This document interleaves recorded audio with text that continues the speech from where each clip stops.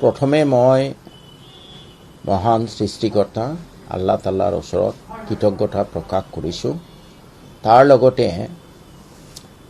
মোৰ যিসকল শুভাকাংক্ষী, যিসকলে গোটেই অসমত যিসকল শুভাকাংক্ষীয়ে মোৰ কাৰণে দোৱা কৰিছিলে, আশীৰ্বাদ কৰিছিলে, তেখেতসকলকো মই কৃতজ্ঞতা প্ৰকাশ কৰিছোঁ।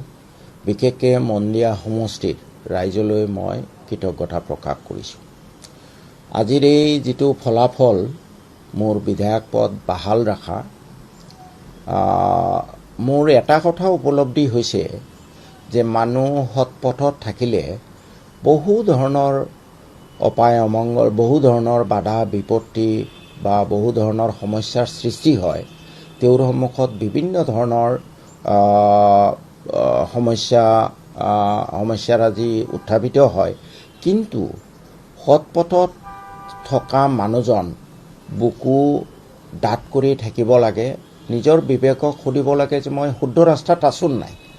যদি শুদ্ধ ৰাস্তাত আছোঁ, তেতিয়াহ'লে I should not bother about any trouble that came in my way.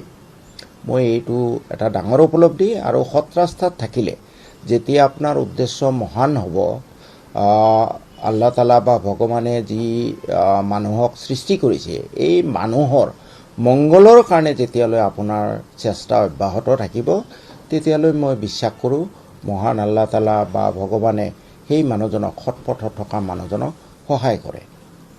এইখিনিয়ে মোৰ উপলব্ধি। মানে আপোনাৰ বিৰুদ্ধে ইমান দিন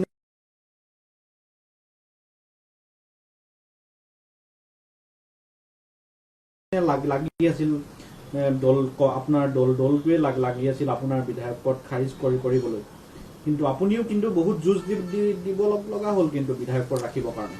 বিধায়ক পদ ৰাখিবৰ কাৰণে মই বিশেষ যুঁজ দিয়া নাই। মই এজন উকিল ধৰিছিলোঁ, তেওঁলোকে যিখিনি প্ৰেজেণ্ট কৰিব লাগে কৰিছে।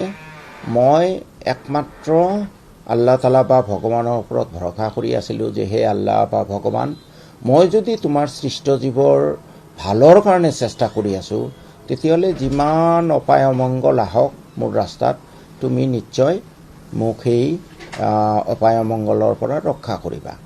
শেহতীয়াভাৱে ৰকিবুল হুছেইনেও লাগিছিল আপোনাৰ পদ খাৰিজ কৰিবৰ কাৰণে। মই আজি এই দিনত আৰু কোনে কি কৰিছে সেইবোৰ কথা ক'ব খোজা নাই।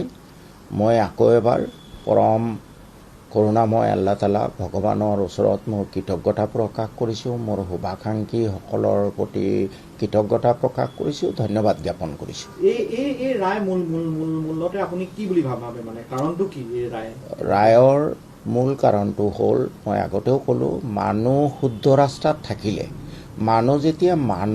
এজন মানুহ যেতিয়া মানৱ জাতিৰ বৃহত্তৰ মংগলৰ কাৰণে চেষ্টা কৰে, তেতিয়া ভগৱান বা আল্লাহ তালাই সেই মানুহজনক সহায় কৰে। ৰকিবুল হুছেইনে আপোনাৰ ইমান এগেইনষ্ট কৰিলে, ৰকিবুল হুছেইনে আপোনাক বিধায়ক পদ খাৰিজ কৰিবলৈ লাষ্টলৈকে যুঁজিলে। এতিয়া ৰকিবুল হুছেইনৰ যিসমূহ কৰ্মকাণ্ড আপুনি উদগাই দি আছিলে, এতিয়া সেইটো অব্যাহত থাকিব জানো? আজি আৰু সেইবোৰ বিষয়ে একো ক'ব খোজা নাই। ইতিমধ্যে ভগৱান বা আল্লাহ তালাই কৰোণা বৰ্ষণ কৰিছে, যাৰ ফলত অধ্যক্ষ মহোদয়ে হয়তো শুদ্ধ সিদ্ধান্ত লৈছে। গতিকে মই আৰু কোনে কি কৰিছে, মই এই বছৰ নতুন বছৰত এটা ৰেজলিউশ্যন লৈছোঁ যে টু ফৰগিভ এণ্ড ফৰগেট। সেইকাৰণে মই কোনে কি কৰিছে সেইবোৰ বিষয়ে একো ক'ব খোজা নাই। কিন্তু আপোনাক দলে কিন্তু এতিয়াও নিলম্বনে কৰি থৈ দিছে, সেইটো আজি ৰায় পাছত দলক কিবা আহ্বান জনাব নেকি? মই বিচাৰোঁ, মই আগৰ পৰাই কৈ আহিছোঁ যে মোৰ দলে, কংগ্ৰেছ দলৰ নেতৃত্বৰ শুভবুদ্ধি উদয় হওক, তেওঁলোকে নিজৰ বিবেক খটুৱাই চিন্তা কৰক, মই কি ভুল কথা কৈছোঁ, কি শুদ্ধ কথা কৈছোঁ। আৰু তেওঁলোকে অনাগত দিনত মই আশা কৰোঁ যে কংগ্ৰেছৰ নেতৃত্বত অসমত চৰকাৰ পৰিৱৰ্তন হওক, কিন্তু কংগ্ৰেছৰ নেতৃত্বই শুদ্ধ ৰাস্তাত থাকিবলৈ চেষ্টা কৰিব লাগিব। আৰু বহুত হেঁচা খালে 10 বছৰ, মই ভাবোঁ তেওঁলোকৰ শুভবুদ্ধি উদয় হ'ব। কংগ্ৰেছৰ কিন্তু বহু বিধায়ক এতিয়াও বিজেপিৰ লগত মিলি আছে, তাৰ পাছত অকল আপোনাকে কিয় টাৰ্গেট কৰা হৈছিল বুলি ভাবে? মই এইবোৰ কথা আৰু একো নকওঁ, আগতে বহুত কৈছোঁ। আজি আৰু এইবোৰ কথা পাগলিয়াই নাথাকোঁ মই। বিশ্বজিৎ দৈমাৰীক কি ক'ব, অধ্যক্ষ বিশ্বজিৎ দৈমাৰীক কি ক'ব? মই অধ্যক্ষ মহোদয়ৰ ওপৰত আগৰ পৰাই বিশ্বাস আছিলে।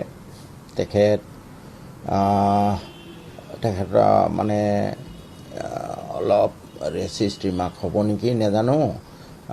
আমাৰ জনজাতীয় ভাইসকল যথেষ্ট সহজ সৰল বুলি মই বিশ্বাস কৰোঁ, আৰু সেইকাৰণে তেওঁৰ ওপৰতো বিশ্বাস আছিলে যে তেওঁ নিশ্চয় ন্যায় কৰিব।